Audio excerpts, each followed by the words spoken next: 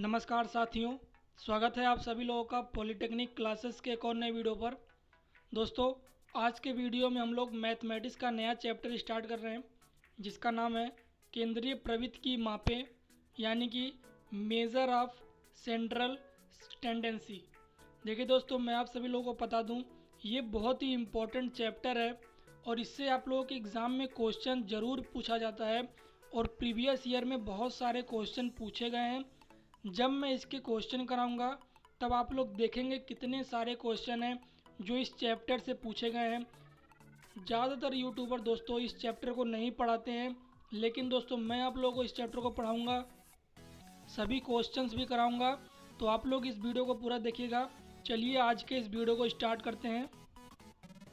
दोस्तों, video start करने से पहले आप लोगों से एक छोटा सा निवेदन है कि अगर आप लोग हमारे चैनल पर पहली बार विजिट कर रहे हैं तो आप सभी लोगों को बता दें, हमारे चैनल पर आप लोगों के पॉलिटेक्निक एंट्रेंस एग्ज़ाम के लिए मैथ, फिजिक्स और केमिस्ट्री तीनों सब्जेक्ट की जो है क्लासेस चलती रहती हैं।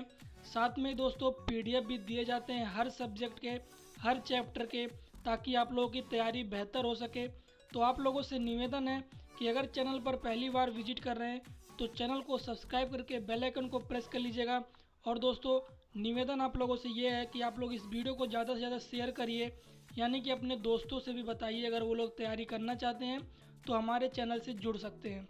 तो चलिए आज के क्वेश्चंस के देखते हैं और समझते हैं चैप्टर में क्या है।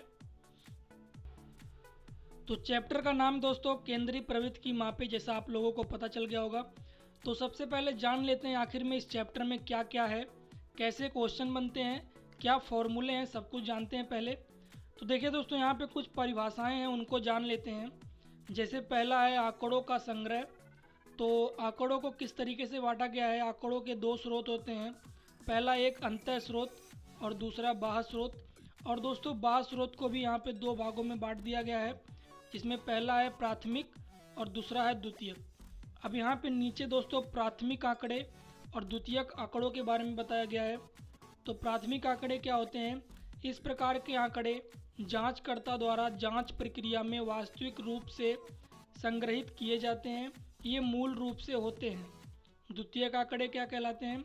वे आंकड़े जो पहले ही किसी दूसरे व्यक्ति द्वारा संग्रहित किए जा चुके हैं तथा इन आंकड़ों को जांचकर्ता द्वारा जांच प्रक्रिया में प्रयोग किया जाता है, द्वितीयक आंकड़े कहलाते हैं। यानी कि दोस्तों कहने का मतलब ये है, मान लीजिए आप लोग कोई खोज कर रहे हैं और उस खोज में आप लोगों को कुछ आंकड़े मिल जाते हैं तो वो प्राथमिक आंकड़ों में आ गया। और मान लीजिए अगर आप लोग कोई खोज कर रहे हैं और उससे जुड़ी कुछ आंकड़े आप लोगों को पहले से ही पता है तो वो द्वितीयक आंकड़े में आता है। ठीक है दोस्तों, चलिए आगे देखते हैं क्या है। तो आगे हमारे जानने वाली चीज़ें हैं बारंबारता तथा संचयी बारंबारता। तो इसके बारे में जानेंगे। तो बारंबारता क्या होती है कि कोई आंकड़ा जितनी बार दोहराया गया हो वह उसकी बारंबारता अथवा आवृत्ति कहलाती है, और इसे जो है स्मॉल एफ से डिनोट करते हैं। इस चीज़ को ध्यान रखिएगा। बारंबारता क्या कहलाती है कि कोई आंकड़ा जितनी बार दोहराया गया हो उसे उसकी बारंबारता यानी कि आवृत्ति कहते हैं। दूसरी चीज़ है संचयी बारंबारता। तो प्रत्येक वर्ग अंतराल की अपनी बारंबारता में उससे पहले के वर्ग अंतरालों की बारंबारताओं के योग को जोड़ देने पर प्राप्त योगफल उस वर्ग अंतराल की संचयी बारंबारता कहलाती है। यानी कि दोस्तों यहाँ पे संचयी बारंबारता और बारंबारता के बारे में समझाया गया है। अगला जो आप लोगों के जानने वाला टॉपिक है वो है श्रेणी यानी कि सीरीज। तो दोस्तों ये तीन प्रकार की होती हैं। पहला है व्यक्तिगत अथवा अवर्गीकृत श्रेणी, दूसरा है असतत श्रेणी और तीसरा होता है सतत श्रेणी। तो इसके बारे में जान लेते हैं क्योंकि इससे भी रिलेटेड क्वेश्चन आप लोगों के एग्जाम में बनते हैं। तो पहला है व्यक्तिगत या अवर्गीकृत श्रेणी। यदि श्रेणी में केवल चर के मान दिए गए हैं, बारंबारताएं नहीं दी गई हैं, तो वह श्रेणी व्यक्तिगत या अवर्गीकृत श्रेणी कहलाती है। यानी कि कह रहा है कि केवल चर के मान दिए गए, यानी कि मान लीजिए चर यानी कि इसकी जो है मान जो है जो बदलता रहता है, यानी कि ABCDEFGH क्या होते हैं? चर होते हैं। और 2 4 5 6 क्या होते हैं? अचर होते हैं। तो यानी कि चर दिया गया हो लेकिन बारंबारता नहीं दी गई हो, तो वो श्रेणी क्या कहलाती है? व्यक्तिगत श्रेणी कहलाती है। दूसरी बात करें तो दूसरा हम लोगों का है असतत श्रेणी, यानी कि यदि श्रेणी में चर के मान तथा बारंबारताएं दी गई हैं तो वो श्रेणी क्या कहलाती है? असतत श्रेणी कहलाती है, यानी कि मान दिए हों और बारंबारता भी दी हो। तीसरा है हम लोगों का क्या? सतत श्रेणी। तो इसके बारे में जान लेते हैं। यदि श्रेणी में चर के मान व वर्ग अंतराल के रूप में दिए गए हैं तथा बारंबारताएं दी गई हैं तो श्रेणी सतत श्रेणी कहलाती है। तो ये दोस्तों ये परिभाषा हो गई तीनों की। अब दोस्तों इसमें जो जानने वाली चीज़ है आप लोगों के लिए वो है पाई डायग्राम, जो कि इस चैप्टर के लिए बहुत ही इम्पोर्टेंट है। तो चलिए जानते हैं पाई डायग्राम क्या होता है और इससे रिलेटेड क्वेश्चन भी एग्जाम में बनता है। पाई चित्र बनाने के लिए एक वृत्त बनाया जाता है, यानी कि सबसे पहले एक वृत्त बनाएंगे। इस वृत्त को ऐसे त्रिज्य खंडों में विभाजित करते हैं जिनके क्षेत्रफल निरूपित किए जाने वाले आंकड़ों के समानुपाती हों। क्योंकि त्रिज्य खंडों का क्षेत्रफल केंद्र पर बने कोण के अनुक्रम समानुपाती होता है, इसलिए केंद्र पर कुल बने कोण 360 को निम्न सूत्र द्वारा समानुपाती भागों में बांटकर संगत क्षेत्रफल त्रिज्य खंड बनाए जाते हैं। यानी कि दोस्तों आगे बताया गया सूत्र। तो यहाँ पे दोस्तों एक वृत्त बनेगा और उसको त्रिज्य खंडों में बांट के जो इन क्वेश्चनों को सॉल्व करते हैं। तो क्या है फॉर्मूला देख लेते हैं। देखिए यहाँ पे मान लीजिए ये चावल का माप दिया है, ये चना है, ये गेहूँ है। तो यहाँ पे 160 डिग्री चावल, 120 डिग्री गेहूँ चना और 80 डिग्री गेहूँ एग्जाम्पल के रूप में दिया है। तो क्या करेंगे कि वृत्त के केंद्र पर बना समानुपाती कोण इक्वल टू 360 डिग्री मल्टीप्लाई संगत बारंबारता बटे बारंबारताओं का योग। यानी कि ये फॉर्मूला है आप लोगों का पाई डायग्राम का। इसकी सहायता से ही क्वेश्चन जो भी बनेंगे पाई डायग्राम के उन्हें करने हैं। अब दोस्तों आगे जो क्वेश्चंस वाले जो फॉर्मूले बनते हैं उनके बारे में जानेंगे। यहीं से आप लोगों के क्वेश्चन बनेंगे। पहला देखिए केंद्रीय प्रवृत्त की मापों में पहला क्या है? माध्य, दूसरा माध्यिका, तीसरा बहुलक। दोस्तों आप लोगों के एग्जाम में ज़्यादातर जो क्वेश्चन आते हैं वो इन्हीं तीनों टॉपिक से आते हैं, तो इसको ध्यान से देखिएगा और फॉर्मूले को ध्यान से देखिएगा। पहला है माध्य। तो माध्य में पहला आता है समांतर माध्य। समांतर माध्य को यक्स और ऊपर में बार, यानी कि जो पाई होता है इसको क्या पढ़ते हैं? बार, यानी कि जो इसको क्या पढ़ेंगे? यक्स बार से निरूपित करते हैं। यदि श्रेणी अवर्गीकृत है, यदि n पदों के मान क्रमशः x1, x2, x3 xn हो तो प्रत्यक्ष विधि क्या होगी कि x बार जब निकलेगा तो क्या फॉर्मूला लगेगा? x1 + x2 + xn अपन n।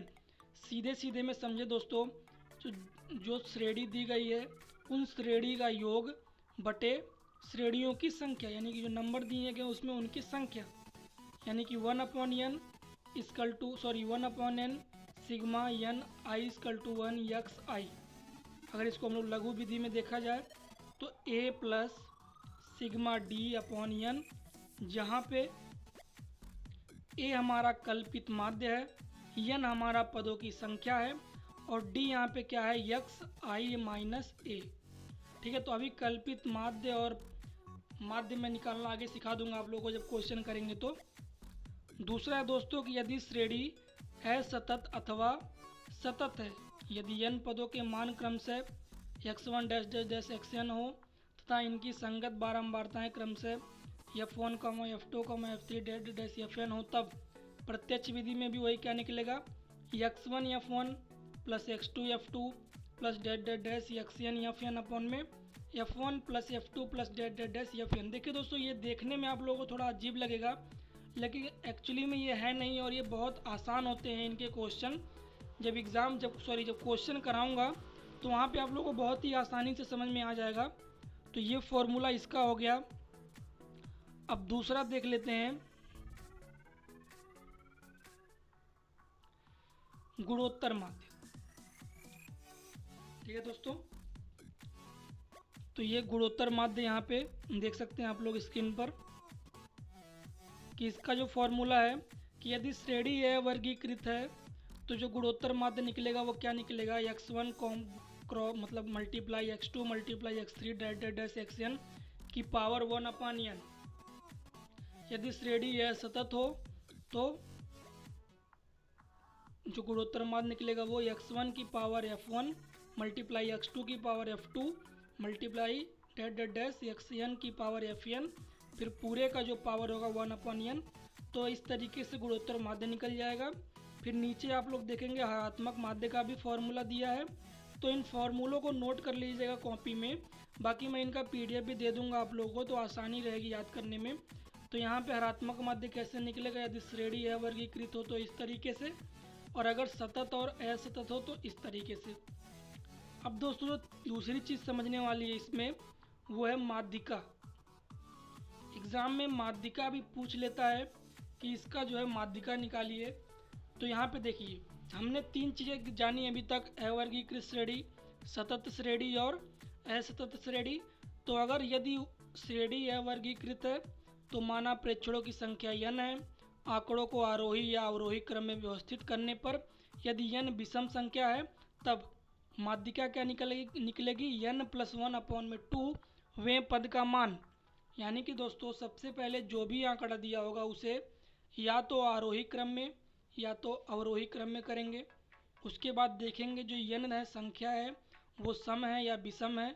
यदि वो n विषम आती है तो हम लोग को जो माध्यिका निकलेगी वो क्या निकलेगी n+1/2 पद का मान। और दूसरा यदि n सम आता है तो माध्यिका कैसे निकलेगी n/2 पद का मान प्लस n/2 + 1 पद का मान अपॉन में पूरे के अपॉन में 2। यानी कि ये फॉर्मूला है कि अगर जब श्रेणी सम हो और विषम हो। उसके बाद दोस्तों जानने वाली चीज़ जो इम्पोर्टेंट है वो है बहुलक।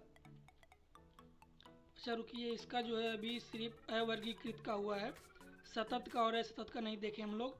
तो यहाँ पे आप लोग देख लीजिए कि अगर श्रेणी असतत दी हो तो दिए गए चरों को मानों को आरोही और अवरोही क्रम में व्यवस्थित करेंगे, संचयी बारंबारता ज्ञात करेंगे। यानी कि अगर श्रेणी असतत हो तो आरोही और अवरोही क्रम में जब उन्हें बांट लेंगे उनके बाद उनकी संचयी बारंबारता ज्ञात करेंगे।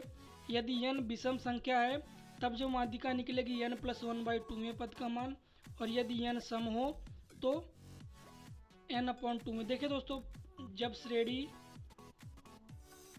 अवर्गीकृत हो, जब श्रेणी असतत हो और ये दोनों में दोस्तों फॉर्मूला एक ही लगेगा जब विषम हो और सम हो। लेकिन दिक्कत क्या है उसमें, जो करेंगे जो करने का तरीका है दोस्तों उसमें आरोही और अवरोही क्रम में करके n की वैल्यू निकालेंगे, और इसमें क्या करेंगे आरोही अवरोही क्रम में करेंगे साथ में संचयी बारंबारता ज्ञात करने के बाद ही जो है n की वैल्यू फाइंड आउट करेंगे। तो यहाँ पे थोड़ा सा स्टेप आगे बढ़ा दिया गया है, बाकी सेम वही है।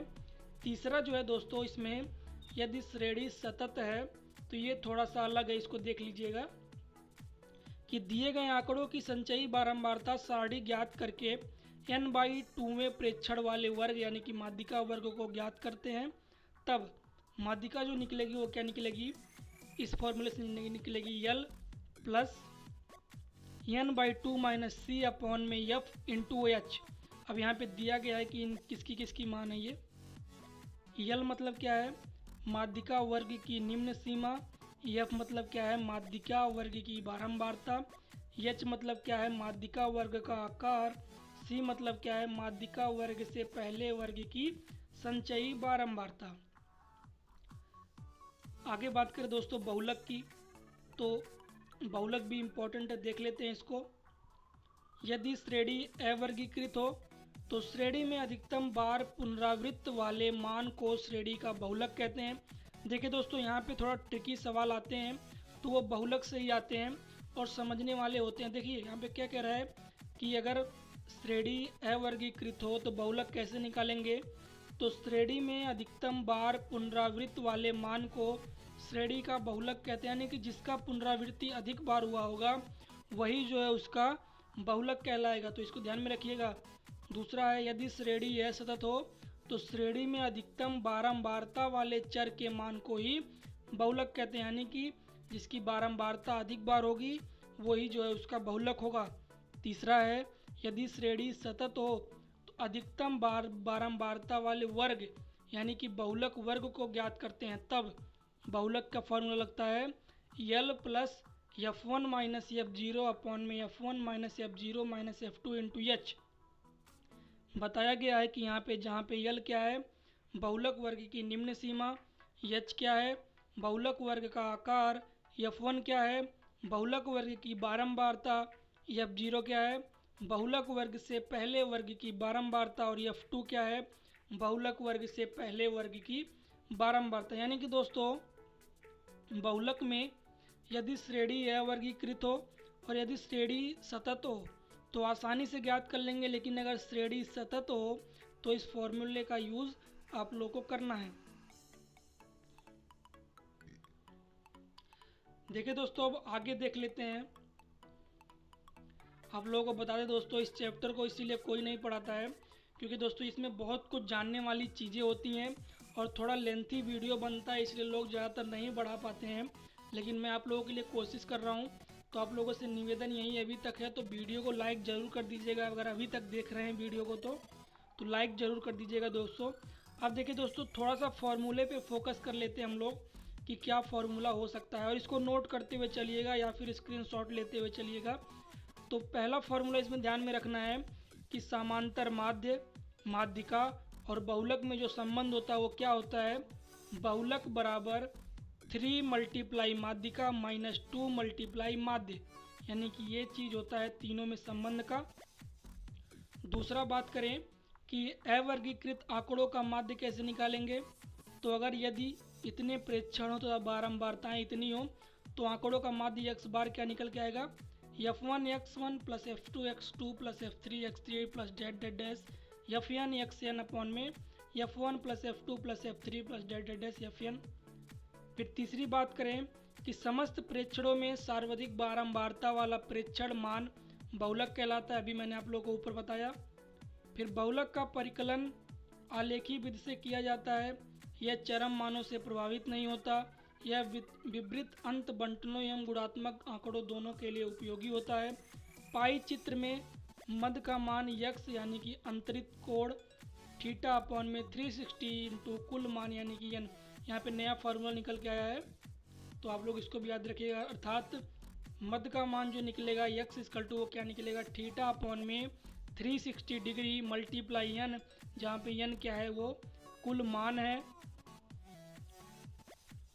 आई होप दोस्तों आप लोगों को ये वीडियो अच्छी लगी होगी, और अगर आप लोग दोस्तों वीडियो को अभी तक देख रहे हैं तो प्लीज़ इस वीडियो को लाइक कर दीजिएगा। इसके नेक्स्ट पार्ट में दोस्तों हम लोग क्वेश्चन करेंगे, और दोस्तों आप लोग देखिएगा सभी क्वेश्चन प्रीवियस ईयर के होंगे, तो आप लोग उस वीडियो को मिस मत करिएगा। चैनल को सब्सक्राइब करके बेल आइकन को प्रेस कर लीजिएगा। दोस्तों वीडियो देखने के लिए धन्यवाद, मिलते हैं नेक्स्ट वीडियो में।